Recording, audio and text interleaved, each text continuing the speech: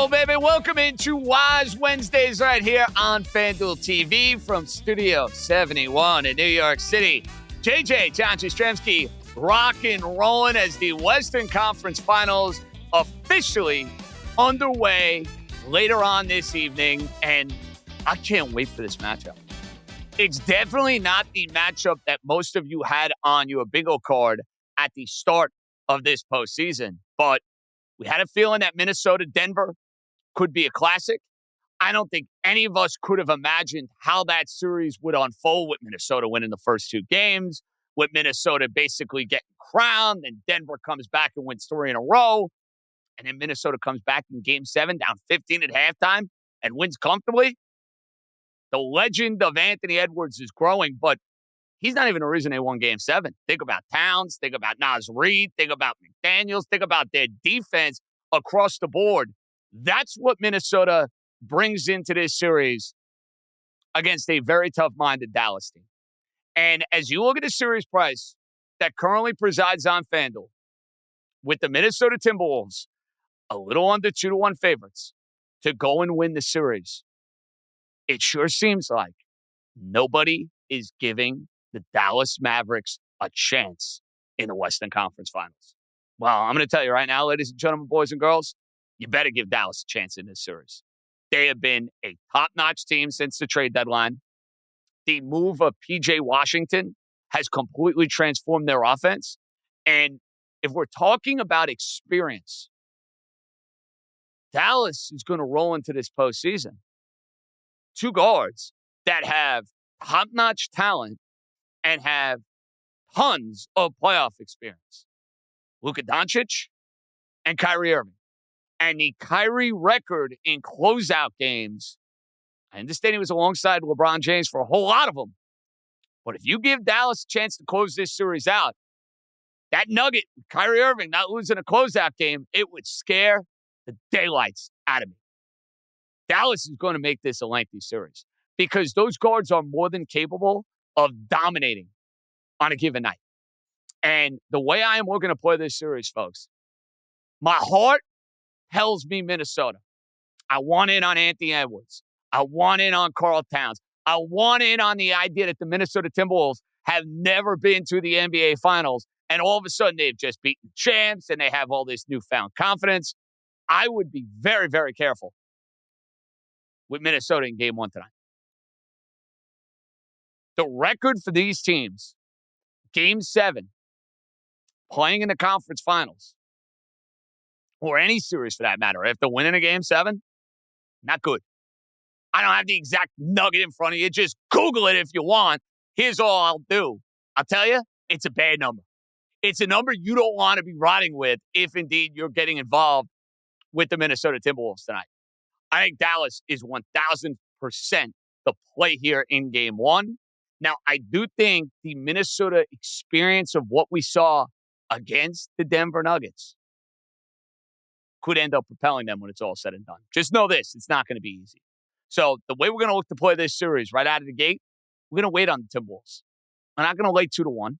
I'm not willing to do that. Now, Minnesota goes and wins this game by 20-plus points tonight, and a little under 2-1 is basically the best number you're going to get in the series. I'm not going to feel great about it. But I'll take a chance here that the pedigree of Dallas, even though they lost Game 1 against Oklahoma City, even though they lost Game 1 against the Los Angeles Clippers, I'm going to say there's a little bit of a mental bit of fatigue for the Timberwolves after this grueling Denver series. And I'm going to take the Mavs +4 in Game 1. I'm going to take the Mavs +1.5 games for this series because I think we may have a 7th game written all over it. And how dramatic would that be? Minnesota trying to get to the NBA Finals. Luka trying to get to his first NBA Finals. I love this Western Conference Final.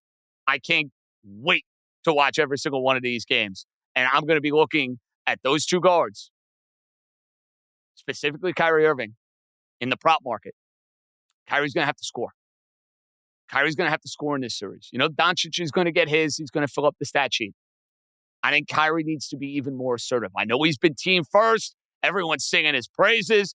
How about this character evolution of Kyrie Irving from where he was a year ago to where he is right now, where he's hugging Hubie Brown, everybody is glowing, myself included, about his game and the way he's playing for the Dallas Mavericks. He's the biggest X factor in this series if Dallas is going to be victorious. But lengthy series, hard-fought series. Let's take the plus 1.5 games and go from there. Now, we don't do a whole lot of hockey on our particular podcast. And on Wise Wednesdays, you're not going to get a ton of hockey in general. But when you close in on the end of the Stanley Cup playoffs, and when you have the Eastern Conference Final, which starts later on tonight, literally right in my backyard, and it features a little bit of a tweak as far as, a head-scratching line. I think, my friends, for the second consecutive series, you have yourself a head-scratching line between the Florida Panthers and the New York Rangers. I understand Florida, outstanding goaltending, Bobrovsky. Florida in the Cup final a year ago. I know there's pedigree there. They don't have the home ice. The Rangers are the best team in hockey all year, and I can grab them at plus 122 to win the series? What am I missing here? Why do the odds makers continue to spit on the New York Rangers again and again and again? It is baffling, to say the least. And we gave you last week the New York Rangers at plus money in Carolina, up 3-2. I told you I didn't feel great about that series if indeed it made it back to Madison Square Garden for a Game 7. And I'll tell you this, I didn't feel great about my Ranger bet when they're down 2 goals, basically in the third period.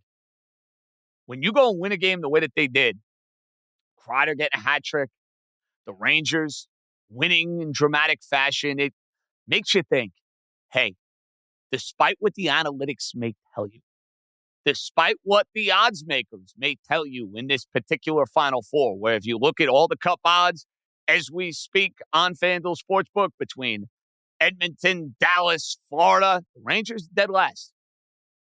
I don't agree with that. To me, you got to ride that wave of momentum.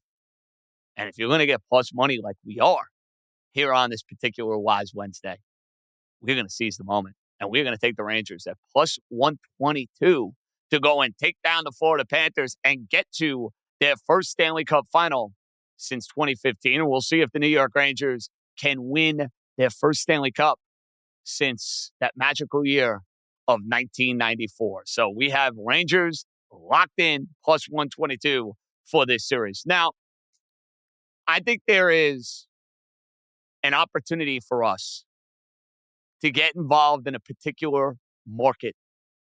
And we don't usually talk about individual awards often here on this show. But if you are paying attention to what is going on in the American League in Major League Baseball, there are about 4 guys that I think have the capabilities of going and winning an MVP. And if you've been monitoring baseball over the last few weeks, 2 play in the same city.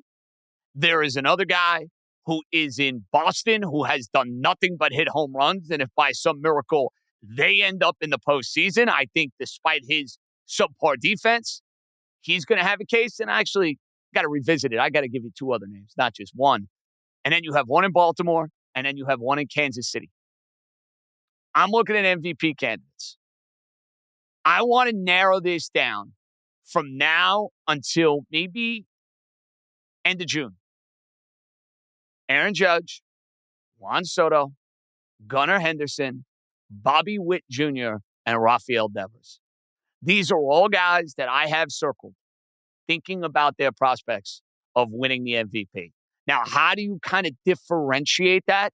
I think you have to look at what they do as all-around players. Because from a storyline standpoint, there's going to be no greater storyline than Juan Soto winning the award. Coming over from San Diego, Yankees missing the playoffs, Soto making immediate impact. But Soto defensively is not going to grade out as well. You can make the same argument about Rafael Devers. Now, those other guys, Bobby Witt Jr., doing it all for the Kansas City Royals.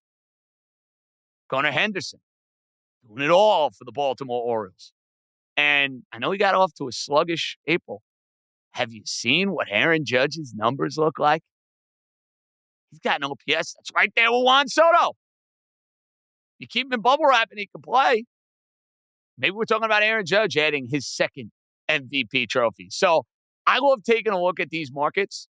And I'll tell you a market I'm getting involved in. The Kansas City Royals is going to make the postseason. I've been saying this all year. I bet them as an over. I thought the over was way too low, putting that number in the mid-70s. Kansas City made some nice moves in the offseason. Look at what Seth Lugo has given them in the starting rotation. He's pitching as well as any starter in the American League. And Royals could score some runs. Kansas City to make the postseason. Grab that number while you can on FanDuel. I think Cleveland comes back to the pack a little bit. I'm not a huge believer in the Minnesota Twins. I'm a believer in those beautiful baby blue, royal blue, Kansas City Royal uniforms. They have not made the postseason since their World Series in 2015.